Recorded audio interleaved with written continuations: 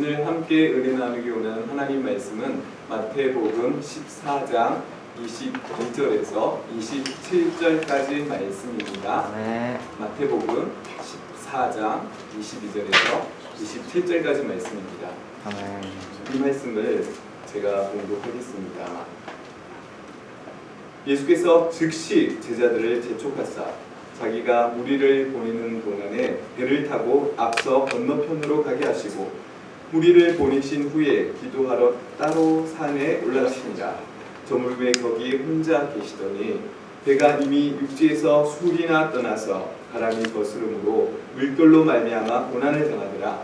밤 사경에 예수께서 바다 위로 걸어서 제자들에게 오시니 제자들이 그가 바다 위로 걸어오심을 보고 놀라 유령이라 하며 무서워하여 소리 지르거늘 예수께서 즉시 이르시되 안심하라. 아니 두려워하지 말라. 아멘. 잠시 기도하시겠습니다. 하나님 아버지, 우리의 삶을 주관하시는 하나님께서 우리가 원하는, 우리에게 원하시는 그 삶을 우리가 깨달아 알게 해주시고 하나님의 뜻을 알고 두려움을 극복하며 승리한 삶 살게 하여 주시옵소서. 말씀을 통해서 하나님의 은혜를 깨닫기를 원합니다. 함께 해주시길 원하며 예수님 이름으로 간절히 기도드립니다. 아멘. 오늘 함께 읽으신 본문 말씀에 보면 예수님께서 세 차례나 동일한 행동을 반복하셨던 것을 보게 됩니다. 22절과 27절과 31절에 보면 즉시라는 단어가 나옵니다. 22절에 보니까 예수님께서는 즉시 제자들을 재촉하셨다고, 그리고 27절에 보면 예수님께서 즉시 이르시되, 그리고 31절의 말씀에 보니까 예수님께서 즉시 손을 붙잡아 주셨다. 이 즉시라는 단어 속에는 예수님의 놀라운 은혜가 담겨져 있습니다. 특히 22절에 보면 예수님께서 즉시 제자들을 재촉하셔서 강 건너편으로 배를 타고 건너가게 하셨습니다. 왜 예수님께서는 즉시 제자들을 재촉하셨을까요? 오늘 그 이유를 알고자 한다면 먼저 이 본문 이전에 있었던 사건에 대해서 우리가 알 필요가 있습니다. 예수님께서 제자들을 즉시 재촉하셔서 배를 타고 가시게 하기 이전에 어떤 사건이 있었는가 하면 그 유명한 오병이어 기적입니다. 오병이어 사건을 통해서 제자들은 예수님의 엄청난 놀라운 기적을 체험했습니다. 그런데 우리는 어떠합니까? 이 놀라운 은혜의 현장에 머무르고 싶은 게 당연한 우리의 마음일 텐데, 이 제자들을 예수님께서는 그 자리에서 즉시 재촉하셔서 그 자리를 떠나게 하십니다. 이것은 왜 그랬을까요? 자, 오늘 그 본문 말씀은 요한복음 6장에서도 나타나고 있는데, 요한복음 6장 15절 말씀을 보면 그들이 예수님을 억지로 왕으로 삼으려고 하는 그 상황이 나옵니다. 그랬을 때 예수께서는 다시 혼자 떠나 산으로 가셨다고 했습니다. 그러니까 5,000명 이상이 되는 넘는 그 많은 사람들, 물고기 2마리와 보리떡 5개로 배불리 먹이셨던 그 기적을 행하셨던 그 예수님을 보고 이 무리들이 예수님을 그들의 임금으로 삼고, 그리고 제자들을 그 대신으로 삼아서 이 나라를 폭군 헤롯으로부터 구해내자 하는 분위기가 조성되니까 예수님께서는 이를 위기로 하셨다는 것이죠. 이 상황이 되면 제자들은 예수님과 함께 있었기 때문에 그들은 충분히 교만해질 수밖에 없는 그런 상황인 것이죠. 그들이 높아졌을 때 그런 교만함, 하나님 앞에서 하나님께서 가장 경계하시는 우리 인간의 감정이 바로 교만입니다. 이를 교만한 그것은 바로 위기의 상황인 것이죠. 이 제자들이 교만해질까봐 이를 우려하셨던 예수님께서는 이 제자들을 즉시 재촉하셨습니다. 이 배를 타고 강 건너편으로 가라고 재촉하셨던 것입니다. 여기에서 우리는 그 하나님의 그 은혜를 또한 생각해 볼 수 있고, 위기를 예수님께서는 즉시 극복하셨다는 것. 그렇지만 우리 사람들은 어떠합니까? 위기의 상황이 오게 되면 누구나 불안하고 두려워합니다. 이 불안해하는 것, 이것이 위기의 상황이 오지 않아도 늘 불안해하는 사람들 있잖아요. 우리가 보기에 아주 평안해 보이는 사람도, 혹시 개그맨 방송인 정준돈 씨를 아십니까?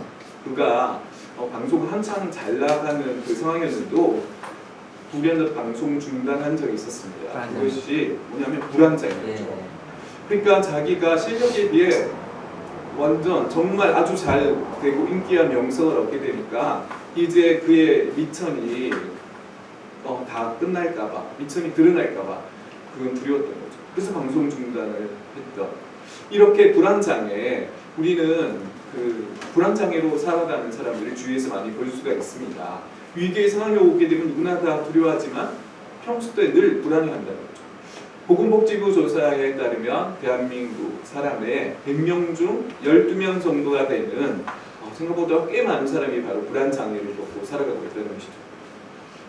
그런데 이것은 유독 두려움이라는 감정, 이 불안이라는 감정은 유독 그 불안장애자들에만 오는 것이 아니라 우리 모든 사람들에게 올 수 있는 그 감정이 바로 두려움과 불안입니다. 예수님을 믿는 우리 성도들은 어떻게, 예수님을 믿는 자들, 어떻게 이 위기를, 그 불안을, 두려움을 극복할 수 있을까요? 오늘 우리가 본 말씀을 통해서 예수님께서 어떻게 두려움을 극복할 수 있게 하셨는가를 우리는 그 상황을 보면서 깨달아 알 수가 있는 것입니다. 먼저 우리 예수님이 우리에게 허락하신 그 상황에 대한 것을 우리는 그 의도를 아는 힘이 필요한 것입니다. 우리가 두려움과 불안을 극복하고자 한다면 왜 이러한 상황이 오게 됐는가? 그 하나님의 뜻과 의도를 파악하는 힘이 필요한 겁니다. 그 영적인 힘이 필요한 것이죠. 이것을 길러야 하는 것입니다. 우리의 모든 상황은 우리가 의도치 않게 오는 상황입니다. 우리가 생각하기에 육신의 평안함만 늘 있으면 늘 감사하겠지만 그렇지 않고 뜻하지 않은 바, 우리가 신앙생활을 열심히 하고 있다고 자부하고 있을 때라 할지라도 뜻하지 않은 곳에서 위기와 어려움의 순간이 닥쳤다는 것이죠. 이랬을 때 우리는 그것을 보고 이 제자들은 어떠합니까? 제자들은 은혜의 현장에 머물러 있기를 원했습니다. 그런데 누구나 당연하잖아요. 은혜의 그 기적의 현장에 오랫동안 있기를 원하지만 예수님께서는 즉시 제자들을 재촉하셨습니다. 그래서 제자들은 배를 타고 가면서 위기와 풍랑을 만나게 되죠.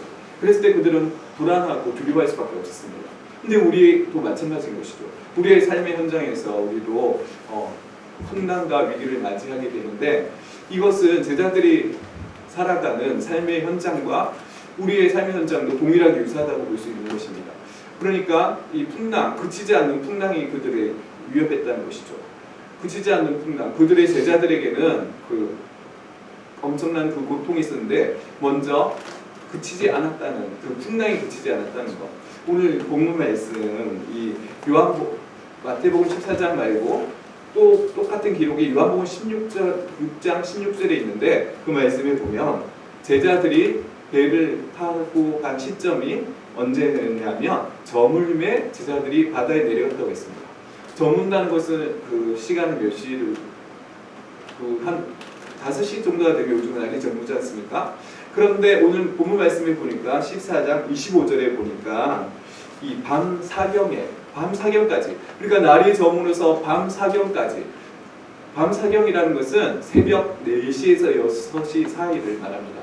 그러니까 이것은 우리가 올해 유독 태풍을 많이 경험했는데 태풍의 그 위기의 가장 근접한 시간도 보통 한두 시간이면 그 위기 순간이 사라지는 것. 그래서 우리가 그것을 안도하고 할 수 있는데 이 제자들에게 불어닥쳤던 풍랑의 상황은 바로 날이 저물기, 그 전날에 날이 저물는 시점에서 시작해서 밤 사경, 다음날 새벽 4시에서 6시까지.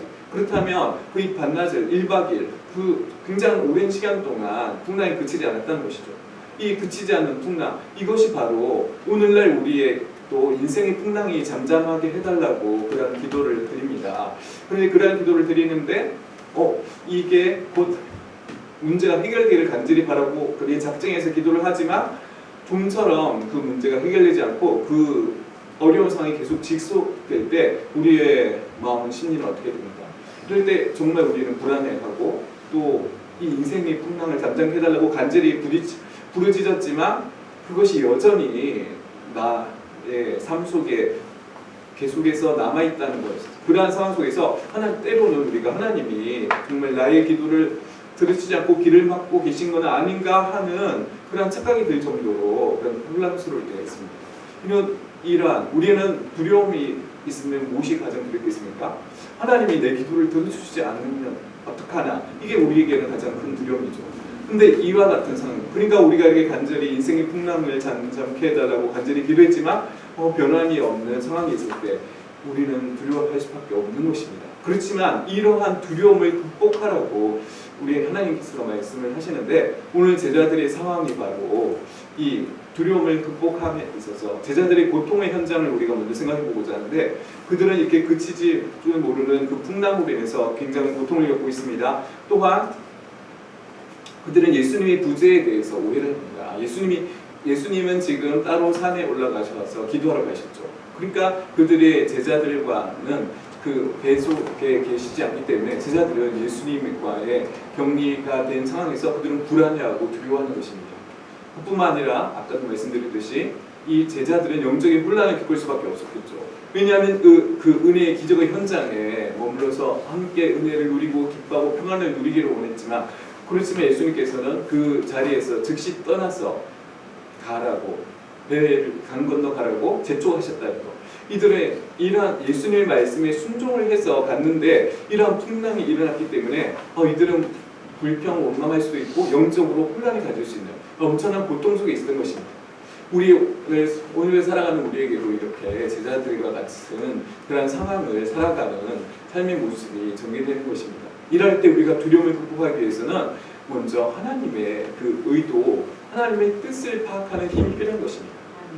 이 말씀 가운데 보면 예수님에 대한 예수님이 우리가 이 제자들의 그 힘겨움을 예수님께서는 분명히 알고 계신다는 것. 예수님은 제자들을 떠나보내시고 난 다음에 예수님은 어떠하셨을까요? 우리 마가복음 6장 48절 기록에 보면 바람이 거스름으로 제자들이 힘겹게 노젓는 것을 보셨다 했습니다. 그러면서 예수님께서는 제자들에게 오신다고 했는데, 예수님께서는 그 제자들의 힘겹게 노젓는 모습을 보고 계시고 기도하고 계신다는 거죠. 그 예수님, 이러한 상황, 이것을 보면서 우리가 두려움을 극복하기 위해서는 먼저 그 예수님께서는 우리를 외면하지 않는다는 예수님의 부재에 대한 오해를 극복을 할 필요가 있고, 또 이 상황 속에서 하나님의 그런 뜻과 의도를 파악하는 힘이 필요한 것입니다. 하나님의 일하는 법칙이 무엇입니까? 우리가 생각하기에는 내 의도에는 이렇게 되는 것을 원하지만 그 하나님의 그 뜻이, 우리가 이 풍랑이 1시간 만에 끝난다는 것을 우리가 안다면 참을 수 있겠죠. 근데 그치지 않은 풍랑 속에서 제자들이 두려워했을 때 예수님께서는 그렇지만 그들의 모습을 보시고 외면하지 않으시고 지켜보고 계시다는 것이죠. 이렇게 그 예수님, 하나님께서 나에게 왜 이러한 상황을 허락하시는 것일까? 그 의도를 파악한다면 두려움보다는 기대감을 가지고 나갈 수 있다는 것이죠. 그 하나님의 의도, 하나님의 뜻을 파악하는, 이렇게 일하시는 하나님의 법칙, 하나님의 섭리, 하나님의 뜻이 분명히 적용이 되는 것입니다. 이러한 하나님의 섭리 가운데 하나님의 의도하심 속에서 우리는 살아가고 있는 것입니다. 그렇기 때문에 나에게 주어진 일이 나에게 현재는 당장 내게 이익을 주지 않고 어려움을 가져다 준다 할지라도, 그렇지만 분명한 삶의 현장에서 하나님이 계획하시고 의도하신 하나님의 분명한 계획과 뜻이, 그 섭리가 있기 때문에 우리는 그것을 바라보고 믿음으로 나아가는 것입니다. 이렇게 제자들에게 이 찾아온 풍랑은 그들에게 정말, 그들은 어땠습니까? 제자들은 대부분이 다 어부 출신이었죠. 그렇기 때문에 큰 문제가 되지 않을 수 있을 거예요. 그렇지만 이건 상식밖의 문제인 겁니다. 그 풍랑이 그치지 않고 계속 지속되었다는 것. 이러한 상황 속에서 우리가 깨달아야 할 그 말씀은 오늘 밤사경이라는 것. 밤사경의 영적인 의미를 우리가 생각해 볼 필요가 있습니다. 밤사경이라는 것은 어떠한 시점이니까 하니까 정말 이 영적인 의미는 자신의 노력이나 능력으로는 도저히 문제 해결을 불가능하다는 것을 깨닫는 시점. 그러니까 하나님이 필요하다, 하나님이 도와줘야 한다, 하나님의 은혜가 필요하다는 것. 나의 생각을 하나님 앞에 내려놓고 이 하나님 시선에서, 바로 이 신앙이라는 것은 이 하나님의 은혜가, 하나님의 도우심이 필요하다고 인정하는, 그것이 바로 밤사경이고 우리의 신앙의 모습인 것이죠. 그렇다면 나는 도저히 안 되겠습니다, 하나님이 도와주셔야 됩니다, 하나님이 하셔야 합니다, 하나님이 도우심과 하나님의 은혜가 필요하다고 깨닫는 그 시점, 그 밤사경은 우리 인생에 있어서 빨리 찾아올 수도 있지만 또 삶 가운데 찾아오지 않을 수도 있습니다. 하지만 우리가 분명히 기억할 것은 하나님의 생각과 우리의 생각은 다르다는 것이죠. 이사야서 55장 8절 말씀을 통해서도 알 수 있는 하나님의 말씀이라고 여호와의 말씀이니라 하면서 하나님 강조하셨던 말씀이 있습니다. 무언가니까 내 생각이 너희의 생각과 다르며 나의 길은 너희의 길과 다르다고. 이는 너희의 길이 하늘이 땅보다 높음 같이 내 생각이 너희 생각보다 높으며 내 길이 너희 길보다 높다는. 자, 이것은 무엇입니까? 우리가 내 생각을 하나님 앞에 하나님의 뜻에 굴복하는 그 시점이 바로 밤사경이고 그러한 훈련이 내게 필요하다는 것이죠. 나의 낮음이 하나님의 높으심이고 나의 작음이 하나님의 크심이라는 것. 그 하나님 앞에 굴복되어지는 순간 그것이 바로 밤사경입니다. 우리가 하나님의 시선, 하나님의 관점에서 바라보는 것이죠. 이러한 신앙은 바로 나의 생각을 내려놓고 그 크신 하나님께 굴복하는 그 밤사경, 이것이 바로 신앙인 것입니다. 그리고 이를 통해서 우리는 정말 이 영적인 의미, 이 우리에게 왜 위기가 닥쳐오는가, 그 하나님의 의도와 뜻을 파악하는 힘이 필요합니다. 또한 우리가 두려움을 극복하기 위해서는 예수님의 구제에 대한 오해를 극복해야 됩니다. 예수님께서는 약속하셨습니다. 세상 끝날까지 너희와 항상 함께 있을 것이라고. 우리가 제자들이 보기에는 예수님과 지금 떨어져 있다고 해서 그들은 두려워했죠. 그랬을 때 예수님께서는 제자들의 상황을 모두 다 보고 계셨고 그들을 위해서 기도하고 계셨습니다. 이 예수님, 신앙은 무엇입니까? 바로 눈에 보이지 않지만 하나님이 나와 함께 하고 계시다는 것을 믿는 것입니다. 하나님은 약속하셨죠. 예수님께서 또 내가 물저다 내가 세상 끝날까지 너희와 항상 함께 있을 것이라고 이렇게 약속하신 예수님. 그 예수님은 예수님의 그 부재에 대한 오해를 극복하기 위해서는 바로 성령님을 의지하는 그런 우리의 믿음이 필요합니다. 예수님께서는 제자들에게 말씀하셨습니다. 예수님께서 이제 부활 승천하시기 전에 제자들에게 분명히 약속하신 그 말씀이 있죠. 요한복음 14장 16절에서 예수님의 그 기도, 내가 아버지께 구하겠으니 그가 또 다른 보혜사를 너희에게 주사 영원토록 너희와 함께 있게 하리라. 바로 성령을 보내주실 것을 약속하셨습니다. 그 성령, 그 보혜사가 누구였냐 하면 요한복음 14장 17절에서 그는 진리의 영이라 세상은 능히 그를 받지 못하나니 이는 그를 보지도 못하고 알지도 못합니다. 그러나 너희는 그를 아나니 너희 속에 계시고 너희와 함께 거하시기 때문에. 그러니까 바로 성령님은 너희와 함께 거하실 것이요 너희 속에 계시겠습니다. 성령의 내주하심을 예수님께서는 약속해 주셨습니다. 그렇기 때문에 우리는 예수님께서는 이렇게 성령을 보내셔서 우리와 하나님이 언제나 항상 함께 하실 것을 약속해 주셨다는 것이죠.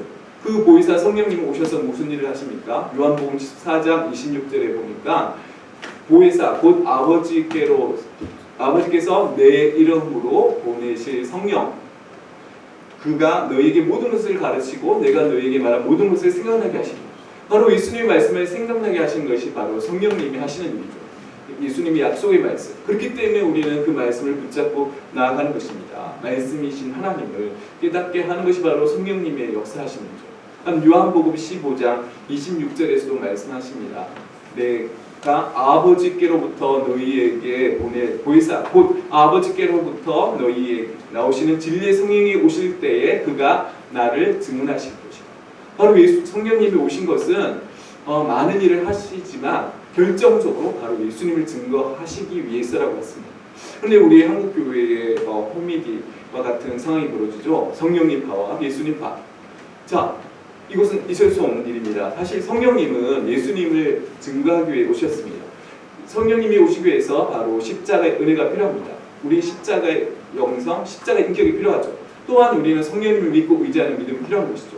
그러니까 성령님은 바로 예수님이 보내신 보혜사 또한 성령 하나님이시기 때문에 삼위일체 하나님 그 하나님을 우리가 나누어서 예수님만 인정하고 우리나라는 성령님만 인정하고 이것이 아니라는 것이죠. 분명히 이 성령님 우리가 성령님을 의지함을 통해서 예수님의 부재에 대한 오해를 극복해 나갈 수가 있습니다.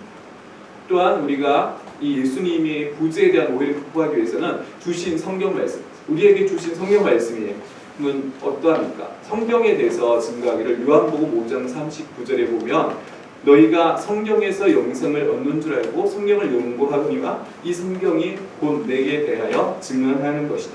바로 이 성경은 바로 예수 그리스도에 대한 증언하는 살아계신 하나님의 말씀인 것이죠. 우리가 성경을 읽어야 하는 이유는 바로 예수 그리스도를 증언하기 때문에, 우리가 믿는 예수 그리스도를 확실히 분명히 정확하게 알 수 있는 것은 이 성경 말씀을 통해서이기 때문입니다. 그러니까 우리가 예배를 드리고 나면 우리 나는 예수님으로 살아야겠다는, 예수님으로 인하여 잘 살아야겠다는 그러한 결단이 필요하고, 당연히 그러한 것이 당연한 것이라는 거죠. 자, 이렇게 우리가 예수님께서에 대한 하나님께서 우리에게 주신 말씀, 또한 성령님의 깨닫게 하심으로 예수님의 구세에 대한 오해를 극복함으로 두려움을 극복할 수가 있습니다. 마지막 한 가지 더 말씀드리는 것은, 우리가 삶 속에서 두려움을 극복하고자 한다면 우리에게 주신 은혜에 대한 기억력을 회복하는 것입니다. 하나님께서 과거에 우리에게 베풀어 주셨던 그 은혜. 자, 오늘 본문 말씀 속에서도 보면 무엇입니까? 풍랑 앞에 일어났던 사건이 우병이의 기적입니다. 바로 예수님께서 엄청난 심적인 능력을 행하셨던 예수 그리스도를 체험하고 경험했던 제자들이죠. 그런데 그들은 불과 그 직전에 오병이의 기적을 체험했어도 불구하고 이 현실에 대한 지나친 그 두려움과 공포 때문에 그 은혜는 깡그리 잊어버리고 있다는 것이죠. 그래서 두려워하는 것, 이렇게 현실의 그 지나친 공포는 은혜를 망각하게 하는 큰 흉기로 작용하는 것입니다. 근데 현실에 우리가 집중하다 보면, 눈에 보이는 것에 집중하다 보면 두려워할 수밖에 없는데, 우리가 두려움으로부터 자유하기 위해서는 우리에게 주신 은혜에 대한 기억력을 회복하는 것입니다. 이 신명기서의 그 모세의 설교의 주제가 무엇인지 아십니까? 바로 기억하기죠. 기억. 하나님이 홍해를 가르시고 또 만나 메추라기를 주시고 불기둥과 구름 기둥으로 인도하시고 전쟁에서 이기게 하신 그 하나님을 기억하라는 것, 그것이 신명기의 모세의 설교의 주제인 것이죠. 그렇기 때문에 우리가 삶 속에서 두려움을 극복하고자 한다면 나에게 베풀어 주신 은혜를 기억하는 것, 이것이 우리에게 필요한 것입니다. 이것을 깨닫게 하시는 것 또한 성령님의 역사하시는 것이죠. 이렇게 우리는 이 기억력, 다윗은 출중한 기억력으로 대박이 난 사람이 바로 다윗입니다. 다윗은 그가 양을 지킬 때 어떻게 이기게 하셨는지 그것을 기억했기 때문에 골리앗 앞에서 담대하게 싸워서 하나님의 이름으로 나아가 승리할 수 있었던 것입니다. 그렇기 때문에 우리는 이 기억력, 은혜를 베풀어 주신 은혜에 대한 기억력을 회복함으로 두려움을 극복할 수가 있습니다. 두려움은 우리가 극복하고자 한다면 진정한 생명의 떡이신 예수 그리스도가 우리 중심에 계실 때 극복되었습니다. 두려움은 사라지는 것입니다. 예수님께서는 우리는 먹을 때 먹는 게 필요하죠. 먹을 때마다 예수님을 생각해 볼 필요가 있다는 것이죠. 예수님은 생명의 떡이라고 말씀하셨습니다. 요한복음 6장 26절에 보면 예수께서 이르시되 내가 진실로 진실로 너희에게 이르노니 너희가 나를 따른 것은 표적을 본 까닭이 아니요 먹고 배부른 까닭, 표적을 본 게 아니라 바로 그들이 먹고 배부른 까닭 때문에 그 예수님 주신 그 양식을 먹고 배불렀기 때문에 예수님을 따랐다는 거죠. 그러니까 우리에게 가장 필요한 것이 바로 양식인데, 그 양식을 먹을 때마다 우리는 생명의 떡이신 예수님께서 요한복음 6장 35절에서 말씀하시죠. 예수께서 이르시되 나는 생명의 떡이니 내게 오는 자는 결코 줄이지 아니하고 영원히 목마르지 아니할 것이다. 이 생명의 떡이신 예수님이 우리 속에 계실 때, 우리 중심에 계실 때 우리는 속에 있던 두려움은 온전히 사라지는 것입니다. 오늘 말씀을 정리합니다. 오늘 말씀 통해서 우리가 본문 말씀을 읽었는데, 본문 말씀 읽은 말씀 이후의 내용도 보면 제자들이 배를 타고 풍랑을 만났습니다. 그때 두려워했습니다. 그렇지만 예수님께서 풍랑을 잠잠케 하셨고, 베드로는 그 예수님을 보고 무리를 걷기를 원했을 때 예수님이 허락하셨죠.